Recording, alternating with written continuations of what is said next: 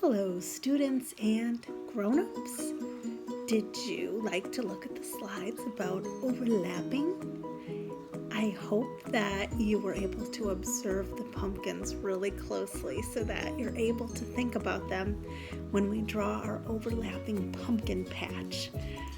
All you're going to need for this project are simple materials, just some paper, something to draw with, and something to color with.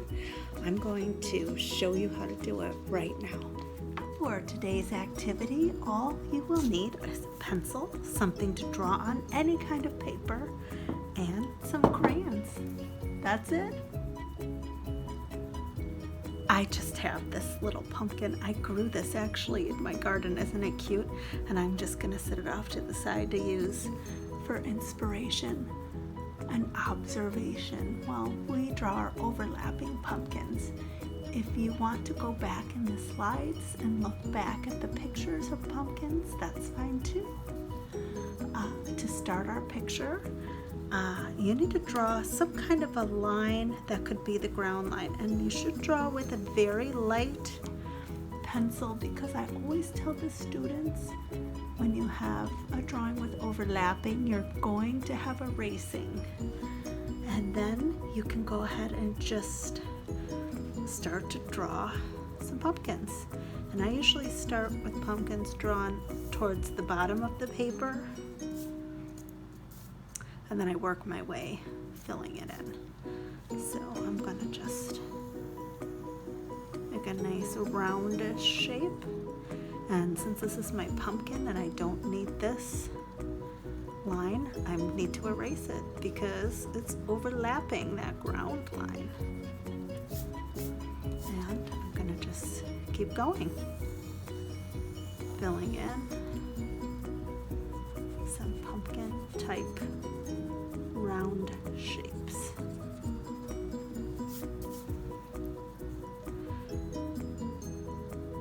Look at, I want a pumpkin in here.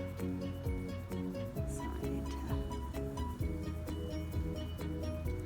I need to pretend that that line is going all the way up this way and all the way that way, but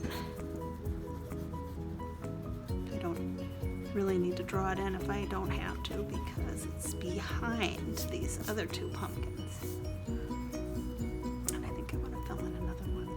Let's try to get at least 4 pumpkins in our drawing. If you want to do more, that's fine. You can challenge yourself with more, but 4 is enough.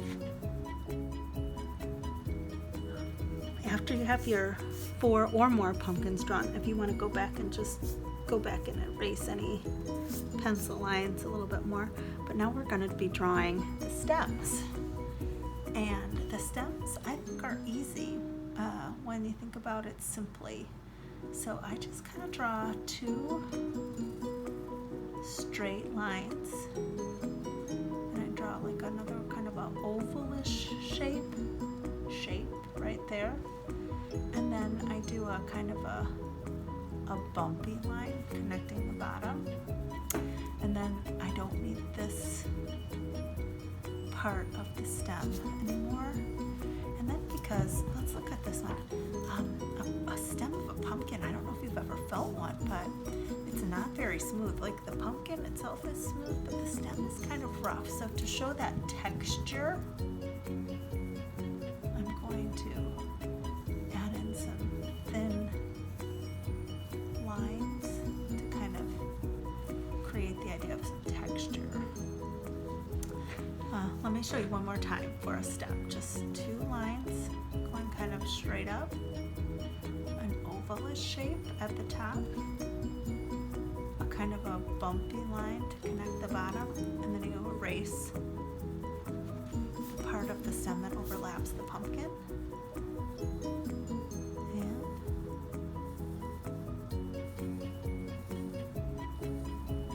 And if you want to, I'm going to show you something on this pumpkin again. Look at these little kind of scraggly, curly little lines, little vines that are on a pumpkin stem. If you want to add in some curly lines, that's a very fun touch. I think when you're making a pumpkin picture, I like to add that. I'm going to finish up those 2 stems. Okay, now I'm going to just add the lines that kind of like these ones that go down around the sides of a pumpkin, and I'm going to use these bumpy lines that I drew at the bottom of the stem as kind of my guide. And make them go all the way around and even kind of go towards the back if I can. That's going to really give the idea of a nice round pumpkin, and I'm going to just do that to all of my pumpkins right now. Now I have a picture with 4 overlapping pumpkins that's ready to be colored in, and I should color in the ground, the sky, the stems, the pumpkins, and I wanted to show you one that I outlined out in black marker just so you could see it a little bit better, that I've been coloring in. So this is one that I colored in, and what I did was I thought it was fun to use some different colored oranges, but it might even be fun to even use some non-traditional colors for your pumpkins if you want. And what I did was, let me find, I'll use this like reddish orange. I colored in the pumpkin lightly. I didn't color it in too dark. So just a nice, even, neat coloring. And then after it was all colored in, then I went over these lines and I made them a little bit, oh dear.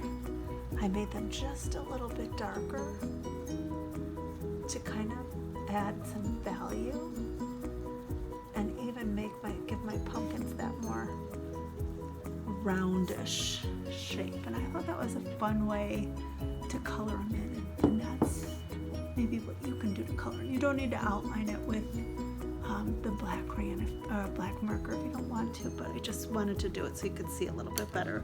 But you have your picture drawn now, and you can go ahead and color it in. And if you can't, I'd love for you to take a picture of your work and email it to me, because I always love to see what you make. And these are going to make a great fall decoration, these overlapping pumpkins.